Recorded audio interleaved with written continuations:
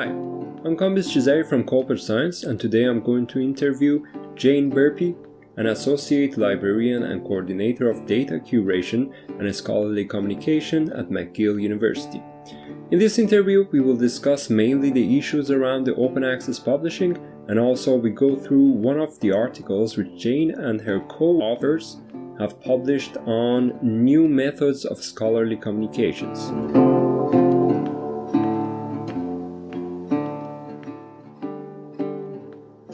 Hi Jane, thank you for accepting our invitation. I'm really glad to have you here.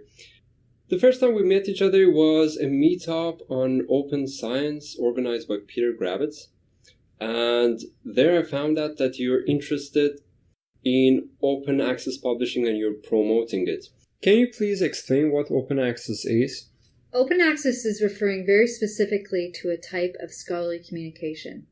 When researchers conduct some research, they ultimately end up writing an article which gets peer-reviewed and published in a journal.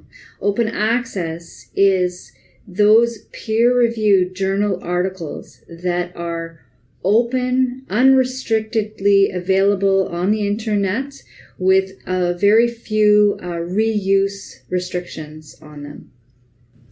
And why is it so important?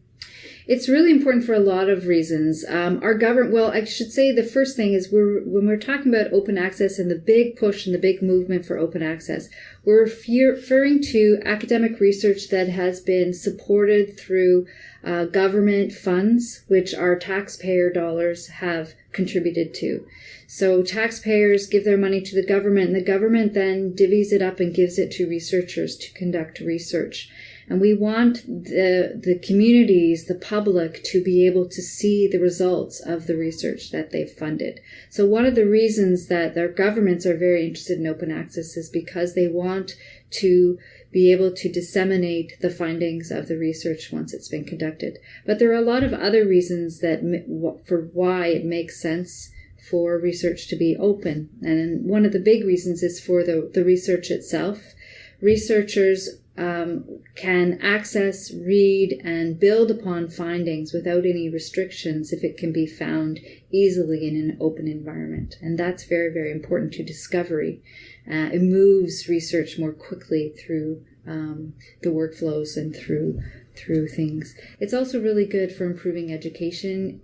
Public schools and schools that aren't necessarily as well funded as ones here at McGill, for instance, have access to researchers that might otherwise be locked behind a subscription paywall that they can't afford to pay for. What are the main obstacles regarding making the articles open access from the side of publishers and also maybe the side of researchers? From the publishing side, publishing is really controlled by very few large publishers, and there's kind of almost a monopoly of publishers that really want to, for profit, make money from the system as it has been traditionally developed, and libraries subscribe to these publishing journal articles for a large fee, and with that fee that we pay, we have to adhere to certain policies that tell us we can only share our subscription with students, faculty, and staff of our institutions. So we're held behind a lot of rules that the publishers put in place that stop us from sharing research that we've subscribed to more widely. That's one of the difficulties of open access, is that the traditional publishing houses are not allowing us to share in ways that we need to in order to allow science to be disseminated. Researchers themselves are part of a very old system of tenure and promotion, and those tenure and promotion systems reward the researcher who publishes in the traditionally upheld, revered journals. And those journals tend to be owned by those large publishers. And they're the ones that are locking it down. So they want to publish in the highly respected, highly reputed journals. And they don't want to move outside of that system. So until we can break the publishers' hold on our ability to disseminate, it's very hard for researchers to want to try to publish in an open access environment because they tend to be journals that are not necessarily well known yet, or they tend to require the researcher to pay an article processing charge, and they don't want to pay to make their article open access. When the researchers write an article, there should be some rights for the researchers to share that article. Is it clear what are the rights of researchers to share their article with the other people or put it in the repositories? They are clear. Every journal should have some level of policy, some article sharing policy, well articulated, written either on their website or through the documentation that they send to a researcher. There are other places to go and verify what archiving policy exists. The one that most researchers use and librarians rely on is called Sherpa Romeo, which is coming out of the University of Nottingham, and it's a database of all of the policies that exist for journals and how we can maybe share. With each journal, there will be different policies. Some will allow you to share. Some will allow you to share within 12 months. Some will allow you to share in 24 months. And there are other restrictions that are put in place that make it very onerous on the researcher to share. And those may be that they require you to use a postprint as opposed to the actual version of the article, the one with all the mock-up layout that the journal has beautified the content with. And those things kind of hold the researcher back from putting their article in a repository, which is an environment where articles get archived and preserved in an open access environment for anyone to find through a Google Scholar search, for instance, or other searching. You mentioned postprint. Yes. Can you describe us what is postprint, what is preprint, what's the difference? Within the scholarly communication world, the peer-reviewed publishing world, there are 3 stages of a journal article. The first stage is when the article gets written by the researcher and they submit a manuscript to the publisher or the journal. And that is called the preprint. It is pre-peer review. It is before it's gone through a peer review process, and it is the submission that is original to the author, 100% written by the researchers themselves. The next stage is what we call a postprint. A postprint is one that has been peer-reviewed. It goes back to the researcher saying, here's what your peer reviewers want you to change it to. And it's still in a word layout kind of environment. It doesn't have any enhancements. It's not in columns. It doesn't have the logos. But it is 100% going to be the same article that will get into the journal. So the word for word, the postprint and the publisher version should be identical. But what the difference is, the beautification, the layout in the publisher version. So if I'm not wrong, researchers can help the open access movement by sharing their postprint. Correct. Or the article, the publisher version, if they are allowed to do so. What is the fastest and easiest way for a researcher to share their postprints? Well, there's many ways, but what I like to tell the researchers that come into contact with me, that I'm talking to, is to act on acceptance. So the second that you receive that final version copy, before it has gone over to be laid out and for the journal itself, is when you take a copy and you deposit it with your librarian in an institutional repository. And the librarian can put it right away. I'll put in all the metadata, and they can deposit the article under an embargo environment. We will check the policies for the journal and make sure that we can make it open access. And if it's required within 12 months, we can put an embargo, and in 12 months, our systems of institutional repositories will make that article open access. But in the meantime, the searchable metadata can be found in a Google Scholar or Google search, which is great for people finding and discovering scholarly works. So if I got it right, if I'm a researcher, I submitted my article is accepted. The moment it's accepted, I contact library of our university, or if they don't offer this service, we can contact University of McGill, the library, and ask if we can share the postprint with them in their repository. Mm-hmm. And it will become open access. Even from Google Scholar, people will have access to. Correct. There are other types of repositories that also exist, and those are called subject-based repositories. I think researchers need to be careful when they're looking for those.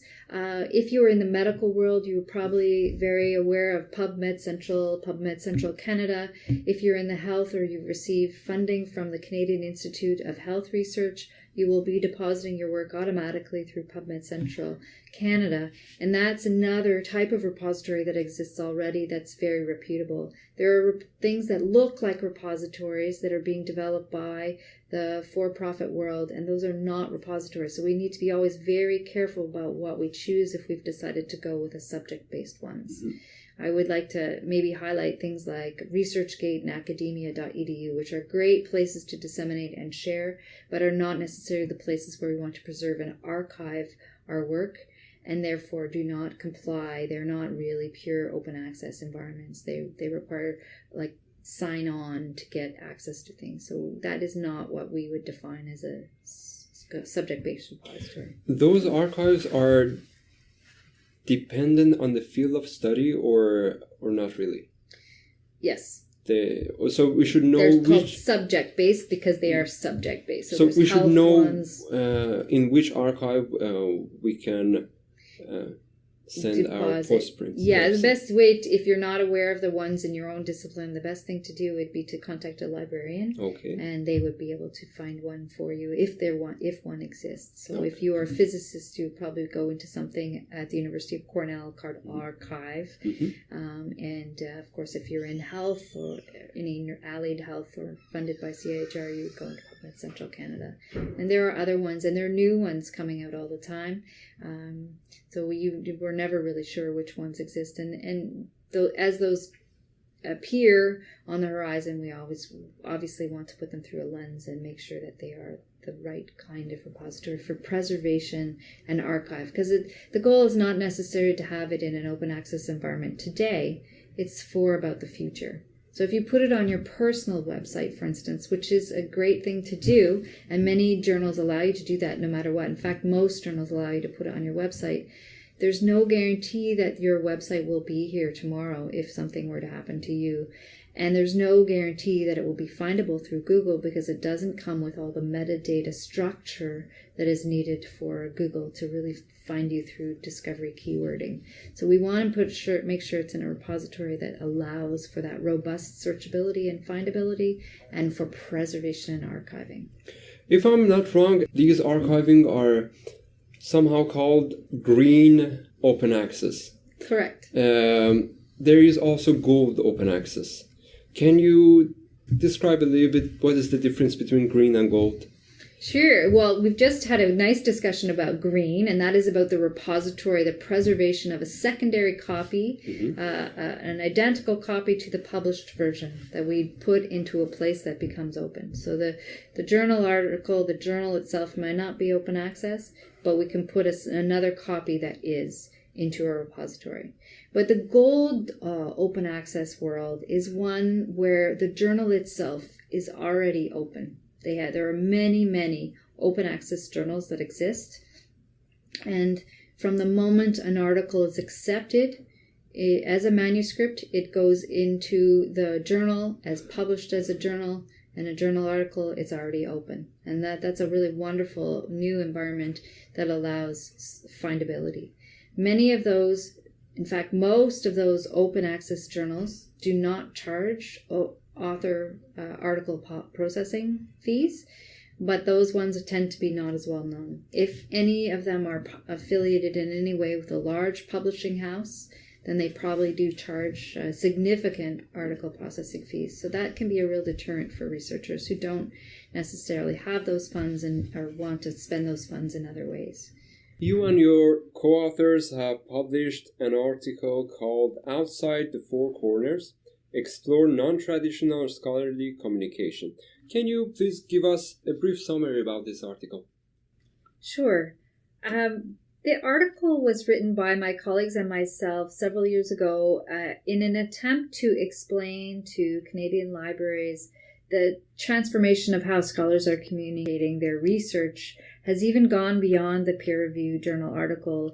And now we're seeing many faculty, many researchers experimenting with other new ways to tell a reading public or a hearing public about their research. I was just wondering, what are these new ways? There were so many, and there are so many that we actually had to just select a few. We spoke about digital humanities, scholarly videos that are being used, social media as a way to communicate and study, and also digital portfolios, I think, was part of that article, maybe, Let's focus on one of or two of these. Yeah. For example, maybe publishing videos or video journals. This was the part of the paper that I was really excited about, because what I found in researching was that so many scholars are making videos that accompany or are companions to the journal article as a way to transfer or attempt at knowledge mobilization so that they can explain in more layman terms the difficult complexities of a journal article, of research data, and how it resulted in some findings. We're also seeing researchers that are actually doing a video as their way to communicate the research findings. And there are journals now that have emerged, that are existing, that are video journals. They're peer-reviewed journals that peer-review videos about scholarly activities, scholarly outputs. Can you please give an example of these journals? The most well-known is a series of journals called JOVE, the Journal of Video Experiments. I think there are a few versions of the JOVE, but that one is quite popular, and video experiments are take place and are peer-reviewed and placed inside that journal. And what about the effect of social media on spreading the research or publications? Researchers can no longer rely on the fact that somebody will find their journal article through a subscription. They need to find new ways to make sure that their work gets pushed out. And what we're seeing them is taking ownership of it through using social media. We're seeing a lot of people blogging, either blogging themselves or else blogging in an environment where their colleagues may be reading their work. And we're seeing them using Twitter or other sort of social media ways to push and disseminate the fact that they have some results to share with the public. And that's really exciting. Is it like a kind of an abstract? They put an abstract in like Twitter or Facebook, or like some results of their research, or how do they share their publication or their research in the social media? I think these days it's all very experimental. So there's probably no one answer to your question, but in Twitter we only have so many characters. It is 120 characters, so they're probably just in 120 characters or less trying to say something very intriguing and interesting with a hyperlink to an article or to a place to find out more about an article. When we're blogging, we have a little more space, a little more opportunity to write a little bit more. So in that case, we may be just writing something that may be more just slightly disseminated for more layman or a public audience, and a place that we can just help give an intriguing way to rethink the findings that we've discovered and that we've published about. In the social media, there's no limitation, it should be open access if they want to share it or not. They can share whatever. Well, it makes sense for if you're going to link to an article that it be open access. So this is one of the rationales for open access, is that we now have to push our work out there. Yeah. And if we're going to use things like Twitter or a blog, then those kind of links that we embed into our work, or even if it's on your university news feed, your communication news feeds, we want to make sure that those links are ones that people can access. So if I'm finding your news feed article about your research and I click on that link and I end up at a paywall and I'm blocked from getting in, then that's not going to help at all. So you really want to make sure people get to the actual peer-reviewed article, and that's a reason for making sure that we're doing open access. So we're either archiving that copy into a repository or we're choosing an open access journal.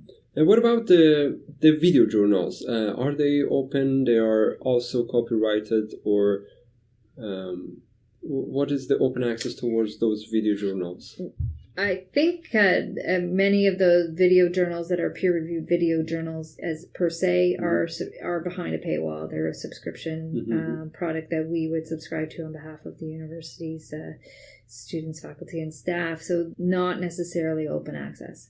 But what we're seeing is many researchers are finding new ways to make a video open access. So we're seeing researchers put their work on YouTube, for instance, and many journals actually will have an open access video companion. So while you can't read the article, you may be able to see the video accompanying the article. So that might get you to want to pay for the article, for instance. So there's sort of like teasers to read an article. In your article, you mentioned some of the students who made music out of their research. Do you have anything to add on that area?